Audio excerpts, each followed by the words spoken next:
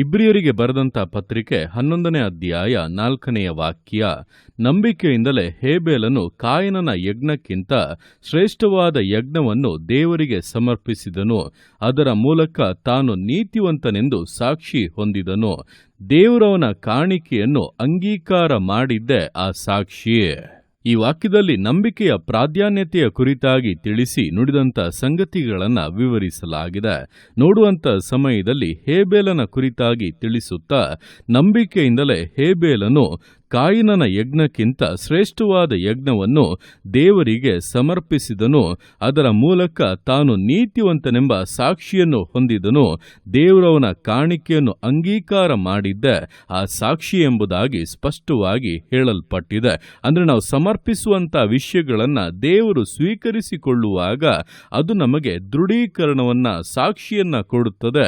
ದೇವರು ನಮ್ಮನ್ನು ಮೆಚ್ಚಿದ್ದಾರೆ ಎಂಬುದಾಗಿ, ನಮ್ಮನ್ನು ನೀತಿವಂತರು ಎಂಬುದಾಗಿ ಎಣಿಸಿದ್ದಾರೆ ಎಂಬುದಾಗಿ ಆ ಒಂದು ದೃಢೀಕರಣವನ್ನ ಹೊಂದಿದವರಾಗಿ ಜೀವಿಸುವಂತವರೇ ನಿಜವಾಗಿ ಕ್ರೈಸ್ತ ಜೀವಿತವನ್ನ ನಡೆಸುತ್ತಾ ಇರುವಂತವರು. ಸುಮ್ಮನೆ ನಾನು ಮಾಡಿದ್ದೆ, ದೇವರು ಅಂಗೀಕರಿಸಿದರೋ ಇಲ್ಲವೋ ತಿಳಿಯದು, ನಾನು ಹೋಗಿ ಆರಾಧನೆ ಮಾಡಿದೆ, ಪ್ರಾರ್ಥನೆ ಮಾಡಿದೆ, ಕಾಣಿಕೆ ಕೊಟ್ಟೆ, ಸೇವೆ ಮಾಡಿದೆ, ಸುಮ್ಮನೆ ಬಂದೆ ಎಂಬುದಾಗಿ ಅಂದುಕೊಂಡು ದೇವರದನ್ನು ಅಂಗೀಕರಿಸಿದರ, ದೇವರದಲ್ಲಿ ಸಂತೋಷ ಪಟ್ಟರ ಎಂಬುದಾಗಿ ಯೋಚನೆ ಇಲ್ಲದೆ ಜೀವಿಸುವಂತವರು ತಮ್ಮ ಜೀವಿತದಲ್ಲಿನ ನೀತಿವಂತಿಕೆಯ ವಿಷಯದಲ್ಲಿ ಕೂಡ ಅಷ್ಟೇ ಅಸಡ್ಡೆಯಿಂದ ಜೀವಿಸುತ್ತಾ ಇದ್ದಾರೆಂಬುದು ತೋರಿ ಬರುತ್ತದೆ. ಆದ್ದರಿಂದ ಈ ದಿವಸಗಳಲ್ಲಿ ನೀವು ದೇವರಿಗೆಂದು ಏನೇ ಮಾಡಿದರೂ ಕೂಡ ದೇವರದನ್ನು ಸ್ವೀಕರಿಸಿಕೊಂಡರ ಆತನ ಹೃದಯಕ್ಕೆ ನಿಮ್ಮ ಕಾರ್ಯಗಳು, ನೀವು ಮಾಡಿದಂಥ ವಿಷಯಗಳು ಸಂತೋಷವನ್ನು ಉಂಟು ಮಾಡಿತಾ ಎಂಬುದನ್ನು ಗಮನಿಸಿ ಮಾಡುವಂಥದ್ದು ಬಹಳ ಬಹಳ ಮುಖ್ಯವಾದದ್ದು. ಕೆಲವೊಮ್ಮೆ ನಾವು ಮಾಡುವಂಥ ಕಾರ್ಯಗಳು ದೇವರಿಗೆ ಒಪ್ಪುವುದಿಲ್ಲ. ಆತನು ಬಯಸುವಂಥದ್ದು ಬೇರೆ ಆಗಿರುತ್ತದೆ, ಆತನು ಎದುರು ನೋಡುವಂಥ ಕಾರ್ಯಗಳು ಮತ್ತೊಂದಾಗಿರುತ್ತದೆ. ಅದನ್ನು ನಾವು ತಿಳಿದು ಅದನ್ನು ಮಾಡುವಾಗಲೇ ದೇವರು ನಮ್ಮನ್ನು ಮೆಚ್ಚುವಂಥದ್ದು. ನಾವು ನೀತಿವಂತರು ಎಂಬಂಥ ಸಾಕ್ಷಿಯನ್ನು ಅದರ ಮೂಲಕವಾಗಿ ಪ್ರಕಟಪಡಿಸುವಂಥದ್ದು. ಆತನು ಅದನ್ನು ಅಷ್ಟು ಮಾತ್ರವಲ್ಲ, ಇನ್ನು ಅನೇಕ ಕಾರ್ಯಗಳನ್ನು ನಮ್ಮ ಮೂಲಕವಾಗಿ ನೆರವೇರಿಸುವುದರ ಮೂಲಕವಾಗಿ, ತನ್ನ ವಿಶೇಷ ಆಶೀರ್ವಾದಗಳನ್ನು ಅನುಗ್ರಹಿಸುವುದರ ಮೂಲಕವಾಗಿ ಅದನ್ನು ದೃಢಪಡಿಸುತ್ತಾನೆ. ಆದ್ದರಿಂದ ನಾವು ಮಾಡುವಂಥ ಪ್ರತಿಯೊಂದು ಕಾರ್ಯಗಳಲ್ಲಿ ಕೂಡ ದೇವರದರಲ್ಲಿ ಎಷ್ಟು ಸಂತೋಷ ಪಡುತ್ತಾರೆ, ಆತನು ಅದನ್ನು ಎಷ್ಟು ಮೆಚ್ಚಿದ್ದಾನೆಂಬುದನ್ನು ಗ್ರಹಿಸಿಕೊಳ್ಳುವಂಥ ಮನೋಭಾವದಿಂದ ಅದನ್ನು ಮಾಡುವಂಥದ್ದು, ಸಮರ್ಪಿಸುವಂಥದ್ದು ಬಹಳ ಬಹಳ ಮುಖ್ಯವಾದದ್ದು. ದೇವರು ನಮ್ಮನ್ನು ಮೆಚ್ಚಬೇಕು ಅಂದರೆ ಎಲ್ಲದಕ್ಕಿಂತ ಮುಖ್ಯವಾಗಿರುವಂಥ ಒಂದು ವಿಷಯ ನಂಬಿಕೆಯಾಗಿದೆ.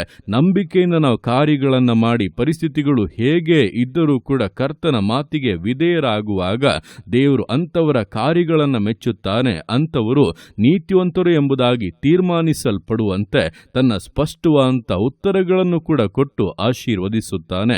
ಆದ್ದರಿಂದ ಈ ದಿವಸಗಳಲ್ಲಿ ನಮ್ಮ ನೀತಿವಂತಿಕೆಯು ದೇವರು ನಮ್ಮ ಕಾರ್ಯಗಳನ್ನು ಸ್ವೀಕರಿಸಿಕೊಳ್ಳುವುದರಲ್ಲಿ, ಮೆಚ್ಚುವುದರಲ್ಲಿಯೇ ಇದೆ ಎಂಬುದನ್ನು ತಿಳಿದು ಅಂತಹ ನೀತಿವಂತಿಕೆ ನಮ್ಮ ಜೀವಿತದಲ್ಲಿ ದೃಢವಾಗಿ ತೋರಿ ಬರುವಂತೆ ನಮ್ಮ ಪ್ರತಿಯೊಂದು ಕಾರ್ಯಗಳು, ಪ್ರತಿಯೊಂದು ನಡವಳಿಕೆಗಳ ಮೂಲಕವಾಗಿಯೂ ಆತನನ್ನು ಮೆಚ್ಚಿಸುವಂತ ನಂಬಿಕೆಯಿಂದ, ವಿಧೇಯತೆಯಿಂದ, ದೃಢತೆಯಿಂದ ವಿಶ್ವಾಸ ಜೀವಿತಗಳನ್ನು ಮುನ್ನಡೆಸೋಣ. ದೇವರ ಕರಗಳಲ್ಲಿ ಸಮರ್ಪಿಸಿ ಪ್ರಾರ್ಥಿಸೋಣ. ಯೇಸುವೆ ಸ್ತೋತ್ರ ರಾಜ, ಕೊಟ್ಟಂತ ಈ ದಿವಸಕ್ಕೋಸ್ಕರ ಸ್ತೋತ್ರ ಕರ್ತನೆ. ಈ ದಿವಸ ನಿನ್ನ ಕರಗಳಲ್ಲಿ ಸಮರ್ಪಿಸ್ತೇನೆ. ಪ್ರತಿಯೊಂದು ಜೀವಿತಗಳನ್ನು ನೀನು ಆಳ್ವಿಕೆ ಮಾಡು, ಬಲಪಡಿಸು ಕರ್ತನೆ.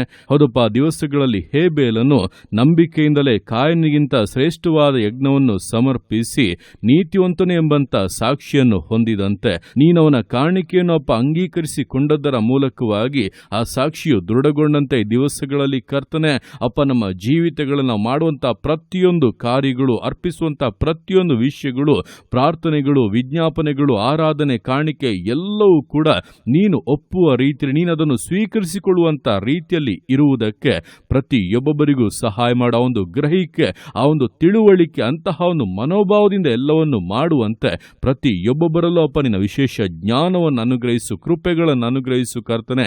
ನೀನು ಮೆಚ್ಚದೆ ನಾವು ಏನೇ ಮಾಡಿದರೂ ಪ್ರಯೋಜನವಿಲ್ಲ. ನೀನು ಮೆಚ್ಚುವುದಾದರೆ ನೀನು ನಮಗೆ ಅಪ್ಪ ಸದುತ್ತರಗಳನ್ನು ಕೊಡುತ್ತೀಯ, ನಮ್ಮನ್ನು ನೀತಿ ನೀತಿವಂತರು ಎಂಬುದಾಗಿ ಸ್ಪಷ್ಟವಾಗಿ ತೋರಿಬರುವಂಥ ಸಾಕ್ಷಿಯನ್ನು ಪ್ರಕಟಪಡಿಸುತ್ತೀಯ.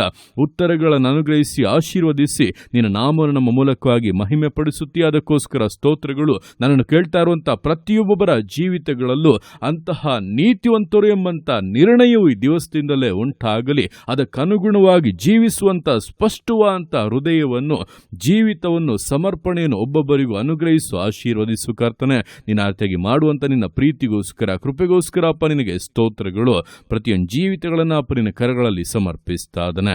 ಆಶೀರ್ವದಿಸು, ಮಾನಿಸು, ಘನಪಡಿಸು. ಎಲ್ಲೋ ನಿನ್ನ ಕರಗಳಲ್ಲಿ ಸಮರ್ಪಿಸಿ ಎಲ್ಲ ಸ್ತುತಿಗಾನ ಮಾನ್ಮನಿನೊಬ್ಬನಿಗೆ ಸಲ್ಲಿಸಿ ಯೇಸುವಿನ ನಾಮದಲ್ಲಿ ಬೇಡುತ್ತೆ ನಮ್ಮ ತಂದೆಯೇ. ಆಮೇನ್, ಆಮೇನ್.